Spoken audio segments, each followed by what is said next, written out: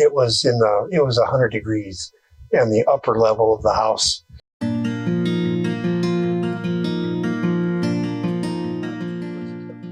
This house has a porch that goes pretty much all the way around, and because of the large amount of window space, unbearably hot in the summer. The internal construction was such that it was one really big room, and the heat would come in through the windows, build up, and by, shortly after lunch, it was 100 degrees in the upper level of the house. And we would come over and visit, but in the summer it was unbearable. The upstairs were so hot. Winter was nice because the heat rose and the bedrooms were nice and warm. They have a hot water baseboard heat system in the house, and so the house stayed warm. But in the summer, it was so cold. They were an elderly couple, my in-laws, and would get up early in the morning. When they went to bed, they would open up the house, and they were able to keep the house, cool enough for themselves, but they liked it warm. If it dropped below 80 degrees, they were cold. So it was visiting them in the summer was difficult, just almost traumatic. It was so warm.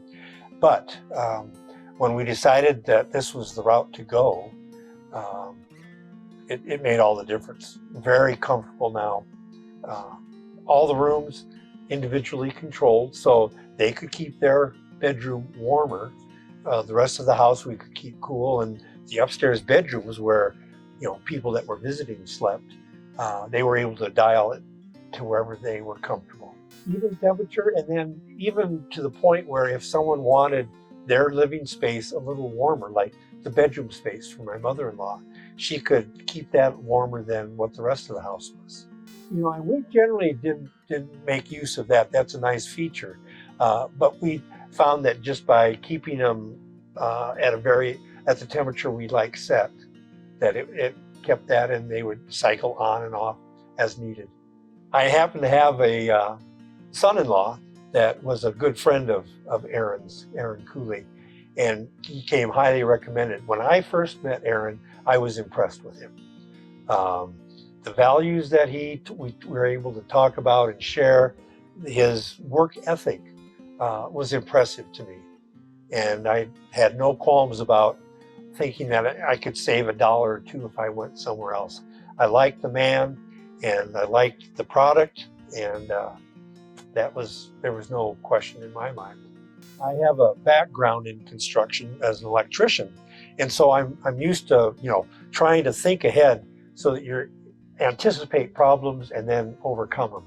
Right. And the technician that came out, same thought. We walked around the house, walked inside the house where we wanted things laid out, and he came up with some great ideas.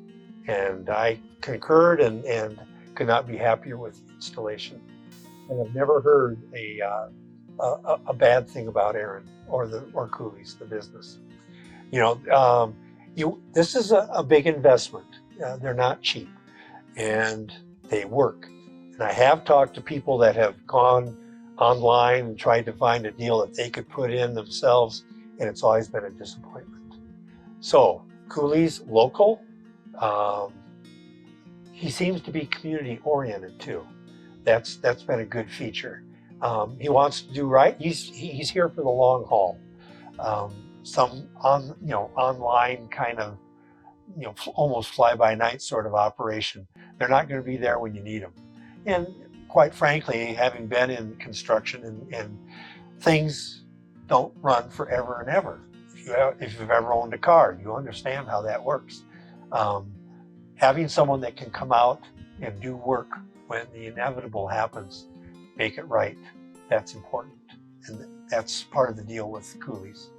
They're going to make it. They're going to stand behind their product and make it right. Sent out a man just last month. Our first cycle was due, and I asked, "Do you mind if I walk along with you?" He said, "No, absolutely." And I found out things that I thought I knew where everything was on the machine, and he was able to show me some things that I could be doing, filters to look at, little tips that were very, very helpful.